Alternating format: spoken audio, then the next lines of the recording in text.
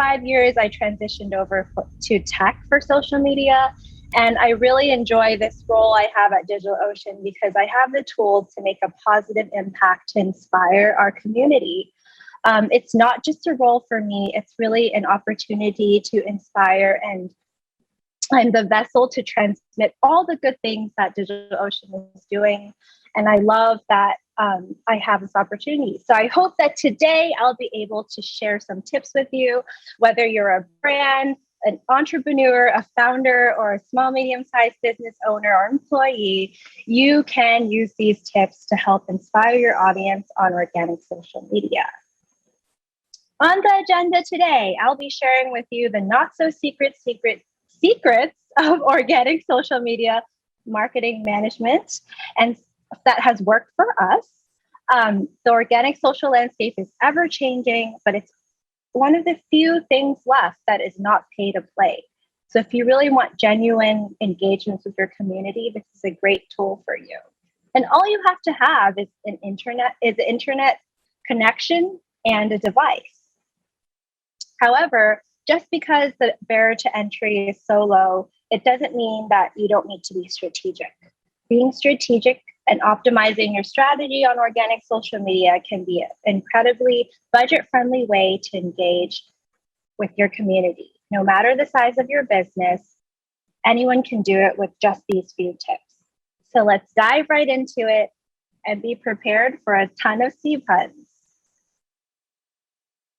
Let's begin with the organic social media landscape today. As you know, organic social reach has really declined in the past few years. Here are some statistics on average engagement rates, which honestly are so depressing and dismal. For example, on Facebook, if you post something organically, up to 5% of your audience will see it. That's only 1 in 19 people. If you were to present this to the VP of Finance or somebody who is making the budget decisions for hiring, I probably wouldn't have a job. So, on top of that, algorithms consistently change. And I've personally seen a drop in the performance of social posts when the social channels decide to change their algorithm. For example, when Instagram removed the activities page, I saw a drastic drop in engagement there. On top of that, to make it even more complex, a lot of these are not publicly announced, and you just see your performance decrease, and then you find out why later. So with these dismal numbers and such a low return on investment, does that mean organic social media is being pushed out of the picture? Hence the sad Patrick. And also, Patrick is a starfish, so we're sticking with the ocean theme here. Well, no. In my opinion, the human element is more important than ever. These changes mandate the human component of creating genuinely engaging content so that your social media posts can succeed. Managing social media is really about riding the wave, and it is always changing. But when you manage your channels holding your values at heart and you do it right, no amount of paid social ads or bots can generate or replace the quality of authentic connections you can create with your community. First, we should set expectations around what organic social will accomplish for your brand or your company. It helps to manage expectations for your teams or even yourself so that you have realistic goals about what social media can actually accomplish. Some of the benefits that stand out for us are community engagement, building brand love, a way to have transparent communication with your community and customers, cultivating quality over quantity, and also understanding that credibility on social media is built over time with consistency. And the ROI is not always a clear line. So patience is really a virtue. Setting these expectations will allow you to create the space you need to succeed on social media without additional pressure to succeed right away. Now here's the manual. Not so secrets to organic social success. And these tips can apply whether you're a team of 1 or a team of 100. Outline your social strategy and redefine your social media metrics. Optimize every step of the way and make it Don't fake it. Well, thank you for attending my session. These are the tips for today. Just kidding. Let's dive deeper into every tip. First tip is to redefine your social media metrics and outline your strategy. Look into the goals and what you want to achieve on your social media channels. What are your overarching company goals? Remember to tie your social media goals to those goals as well. From there, make a plan, a schedule, a rubric. How often will you post? If you're working alone, there's so many types of social media posts that you can try. So coming back to the plan and rubric will help you filter out what you should post and what you shouldn't post. If you're working with others, you may be bombarded by colleagues to post all sorts of things on social media. So coming back to this plan that you create will allow you to decide and draw the line between what constitutes a post and what doesn't constitute a post. Once you define your success, keep repeating these metrics to your team and stakeholders. Educate them on what success on social means with your definition and the impact it can have on the business beyond your channels. A part of social media's magic does lie in the billboard effect, which is hard to quantify. However, of the metrics we can measure, you should definitely define them as clearly as you can. Often, people think that what I would call the vanity metrics of social media are what really matter. However, I would recommend to focus less on vanity metrics if you want to maximize your reach. Vanity metrics are number of followers, number of views, follower growth, because honestly, if people view something without sharing or engaging with it, is it really enough? For me, the answer is no. If a million people see something and just glaze over it and it's forgettable, it's really not enough. Metrics I would consider more are number of engagements, the engagement rate, the number of clicks, website visits. Because think about it. When you're walking down the street, I'm sure you've passed millions of people. And I'm sure you can't remember one of their faces, right? That's not the type of organic social engagement we want. You want to be the person that turns somebody's head and sticks in their brain. Same thing on social media. And I know that it can be uphill battle because social media posts are like billboards flying across your face at 90 miles per hour, and it's hard to capture somebody's attention. And obviously not every post is going to be of this caliber, but being able to define what a top tier post is and understanding that and communicating that to everyone that's working with you is going to help educate your team as well as help you define a social media content calendar that is strategic and optimized for performance. A real life example I can give is when I work with our developer education team. Shout out to the DigitalOcean Developer Education team. As you know, they do tons of hard work creating amazing tutorials for the community to up-level their career and their learning. And I wanted to make sure that they were supported as much as possible. However, they create so many tutorials that we just sent them all out on social media and we were not optimizing for efficiency and performance. So we sat down, we tested different types of tutorials, we saw what worked, we saw what didn't, we changed up the imagery and tracked engagement per post. And we reconvened, and instead of trying to post everything with no conclusive results, we were able to be more intentional about what we're posting and communicating to the teams of what a successful post looks like for tutorials, and also optimize our social channels. We're still continuously optimizing these posts to this day, identifying top performers, posting language anniversaries when relevant. And that leads me to my next point. After you define and understand what success looks like, make sure to always optimize your data. Understand your audience per channel because numbers and data are useless unless you turn them into insight. For your audience, what do they look like? What do they dislike? What do they react to? Use the success metrics that you've defined to challenge your posts and posting calendar. For example, are more people likely to enjoy GIFs on Twitter or workplace awards on LinkedIn? Do you have an international audience? Should you be splitting your posting times based on regions and regional time zones? A good example I can share is we discovered that open-ended questions work really well on our Twitter.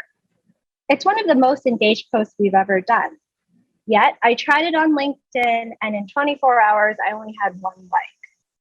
So you never know until you try. And there's always different defining factors for each channel's audiences. Be sure to iterate frequently using performance data as well.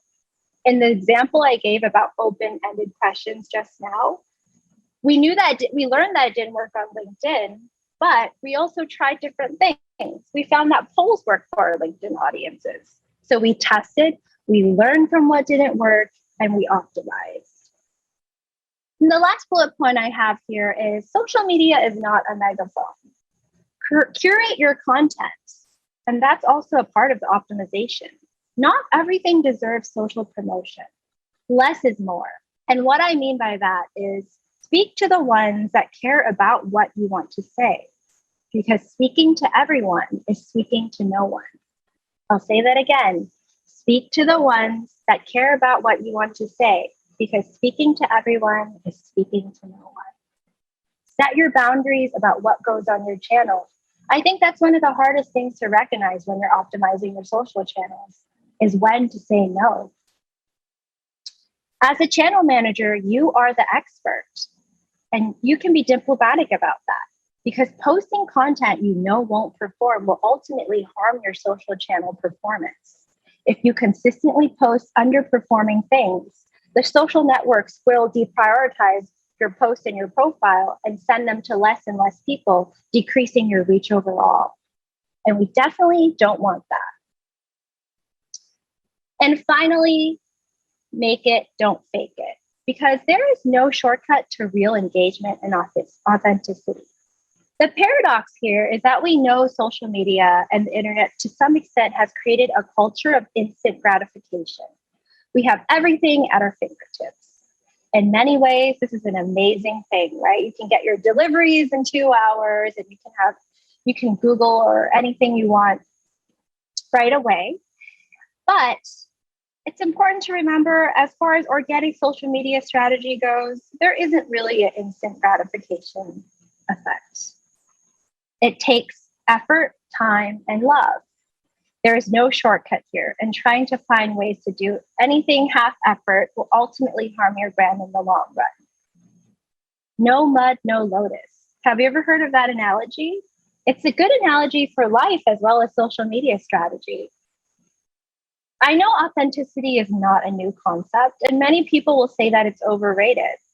Well, it is overrated if you always preach it and you keep saying it like a broken record, but there's no execution. The only way for it not to be overrated is for you to live by example and actually do it. A lotus needs its full time to blossom. There are no shortcuts.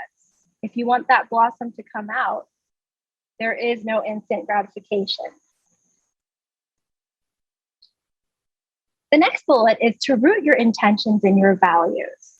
At DigitalOcean, one of our core values is love.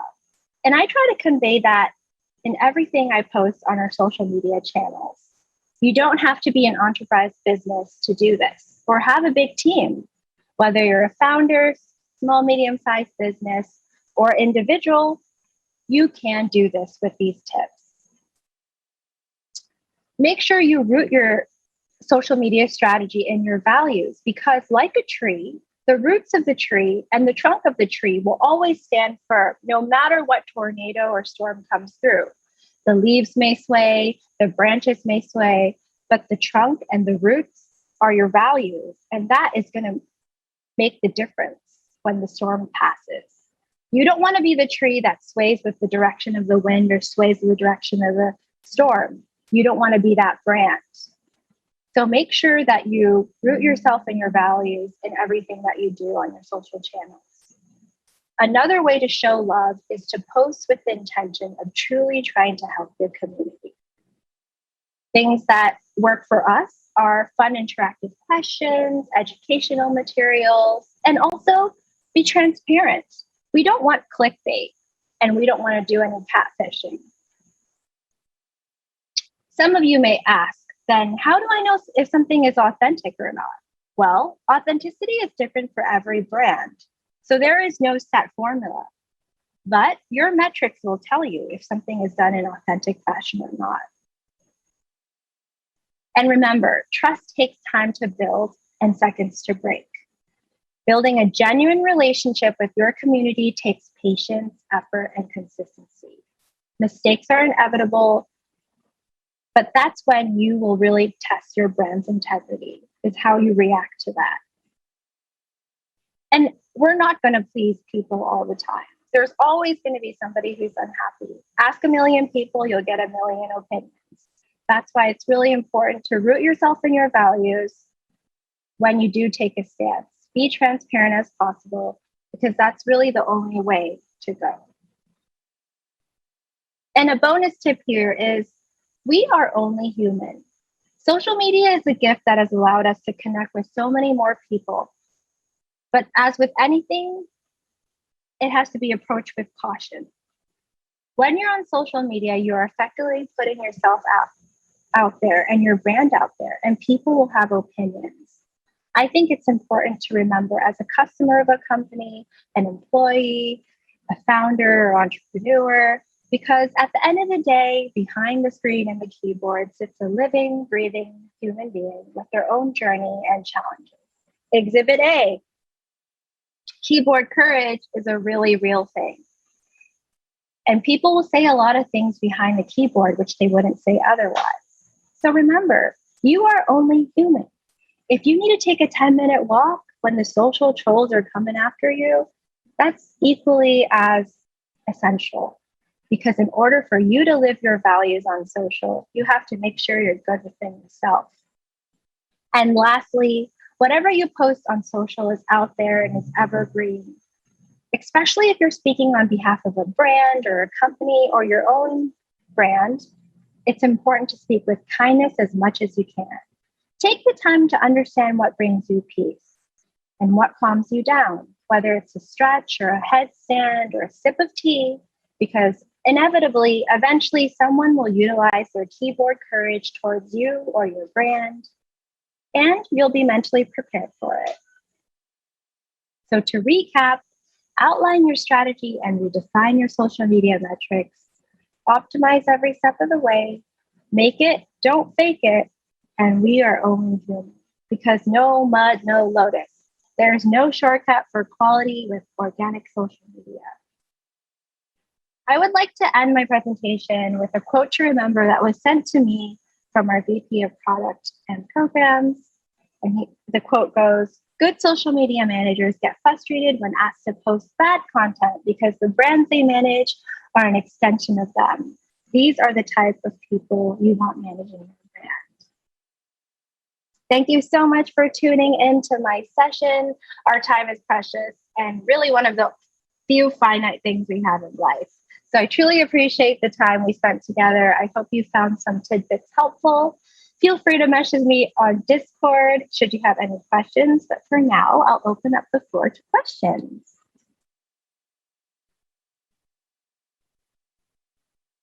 Okay.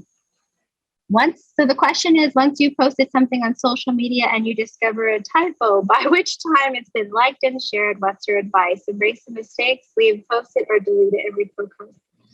That's a great question. That's happened to me a few times. And I think in general, I would say if it's highly engaged with already, I would just leave it, unless it's something like really controversial or like you misspelled the word shots to something like profanity or something, then I would change it. However, I think if it's highly engaged, I would just keep it and not edit that out. Hopefully that answers the question. How can we understand our audience per channel? Do we need to look into content they post, or do we need to set the questionnaire on the platform that's in the side? I think these are all great questions. In my experience, I feel like when you do a poll, a lot of times people may participate, but it might not be actually what they want. So I would probably look at what they post and what they engage with on your and what they react to from the different types of posts that you post. Um, because I feel like sometimes you don't even know what you want or to engage with, and you see options and it's a multiple choice, and you might choose something because it's there and it's already planted in your head versus something you would naturally engage with.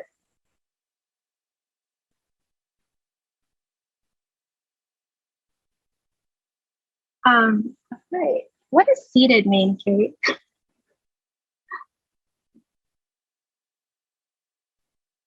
Oh, okay. I see. I think we only had two questions, right? Did we have any more?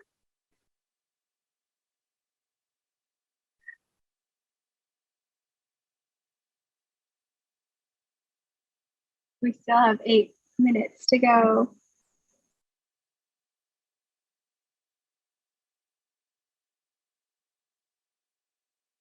For beginners, can you please suggest from where to start? What are the do's and don'ts? What channel? There's a lot. I guess for do's and don'ts, it depends on the channel. It also depends on your brand. Um, I definitely wouldn't. I mean, a big don't for me is to never communicate without love. I would say you would never want to say anything that's hateful or attacking anyone. Um, that's a big don't across the board, probably. What advice would you give to someone coming out of college who would like to pursue a career in social media engagement?